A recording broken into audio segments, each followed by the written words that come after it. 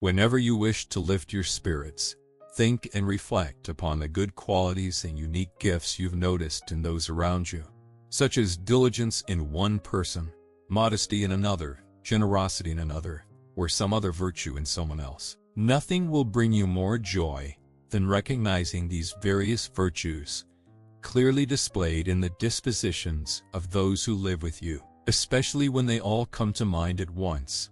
Therefore, make sure you keep these reflections ready at hand. From my grandfather Verus, I learned to be gentle and mild, refraining from anger and passion. From the memory and legacy of my father, I gained lessons in modesty and manly behavior. My mother taught me to be religious, generous, and to avoid not just doing evil, but even intending it. She also showed me how to live simply and to shun the excesses that come with wealth. My great-grandfather taught me the importance of attending public schools and lectures, as well as hiring good teachers at home. He also imparted the wisdom that I should not be hesitant about spending generously on such things. From the one who raised me, I learned not to be overly attached to either of the circus factions, the Prasini and Venetti, nor to favor particular gladiators, such as the Parmulari or Secutores. He also taught me to endure labor, to need little, to do my tasks myself rather than delegating them, to avoid being entangled in many ventures, and to be slow to believe slander.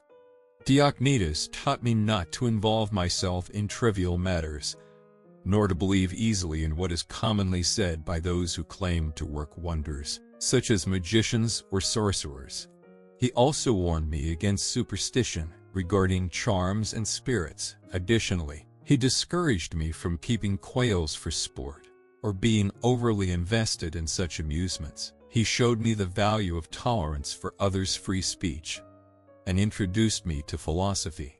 For this, I owe him gratitude, as well as for guiding me to first hear Bacchius, then Tendasus and Martianus, and for encouraging me to write dialogues in my youth. I learned from him to appreciate the simple lifestyle of philosophers, such as using a humble couch and wearing skins, as prescribed by the Grecian discipline. From Rusticus, I realized that my life needed improvement and correction. He saved me from the vanity of wanting to become a sophist, writing treatises on common topics, or publicly exhorting others to pursue virtue and philosophy. I learned not to boast of physical prowess, not to study rhetoric or poetry excessively, and not to parade around in a long robe. From him, I learned to write letters simply, without affectation, as demonstrated in his letter to my mother from Sinuessa. I also learned to be easily reconciled with those who had wronged me, as soon as they sought my forgiveness. Moreover, he encouraged me to read diligently and not be content with superficial knowledge. From Rusticus, I am grateful for being introduced to Epictetus's Hypomnemata and for receiving a copy of his writings. Apollonius taught me true liberty, unwavering consistency, and to value nothing more than reason and rightness, whether in pain, grief, or illness. He exemplified how to remain steadfast. He showed me that one can be both strict and lenient, not easily frustrated with the lack of understanding in students, and remain calm while teaching.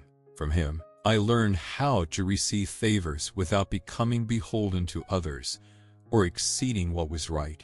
Yet, he also showed me how not to appear indifferent or ungrateful.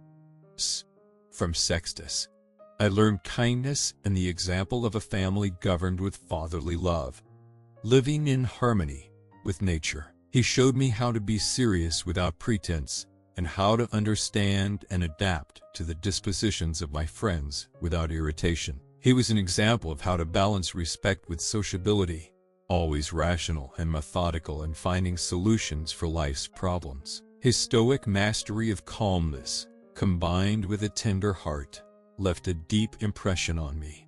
From Alexander the Grammarian, I learned not to criticize others harshly for errors in language or pronunciation, but to gently correct them by restating the correct form in conversation. From Fronto, I observed how much envy, deceit, and hypocrisy accompany the life of a tyrant, and that the nobly born are often lacking in natural affection. 9. From Alexander the Platonic, I learn not to use "I'm too busy" as an excuse, unless absolutely necessary, to avoid shirking the duties owed to friends and others. 10. From Catullus, I learn not to dismiss a friend's criticism, even if unjust, but to restore harmony between us. He also taught me to speak well of my teachers, and to love my children with genuine affection. 11. From my brother Severus, I learned to love and support my family. He introduced me to the works of Thrasea, Helvidius, Cato, Dio, and Brutus, and inspired in me a desire for a just commonwealth governed by equality. He also instilled in me a continuous focus on philosophy and trust in the love of my friends. 12. From Claudius Maximus, I learned self-control, courage in adversity, and a cheerful approach to life. His unwavering honesty and calmness, even in sudden difficulties, deeply influenced me. He always spoke and acted with good intent, and his disposition was one of serenity and forgiveness. 13. In my father, I admired his gentleness, determination, and commitment to fairness. He carried himself without vanity, worked tirelessly, and was always ready to hear the concerns of others. He showed moderation in all things, and was never swayed by flattery or personal gain. His wisdom extended to balancing strictness and leniency, and he was always at peace, enjoying life without indulgence. 14. From the gods, I received the blessing of good family, loving kinsmen, and favorable circumstances. They protected me from making rash decisions and granted me the wisdom to avoid pride. They surrounded me with teachers like Apollonius and Rusticus, and ensured that I could live a life according to nature. 15. In the land of the Quadi, at Granua, I remind myself each morning that I will encounter people who are idle, ungrateful, deceitful, envious, and uncharitable, but I know they act this way out of ignorance of what is good and bad. Understanding this, I cannot be harmed by their actions, nor can I harbor ill will toward them, as they are my fellow humans, sharing in the same divine reason. Shistiu, what am I but flesh, breath, and reason? Let me set aside distractions, focusing only on reason and virtue. I must not let my soul be dragged down by desires or fears. Let my reason guide me, for I am old, and I must maintain control of my mind.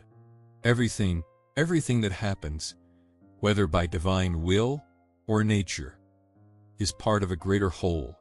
Each event serves the universe, and thus serves me. As I am part of it, therefore, I should not be consumed by a desire for more knowledge, but rather live contentedly, grateful to the gods for what I have.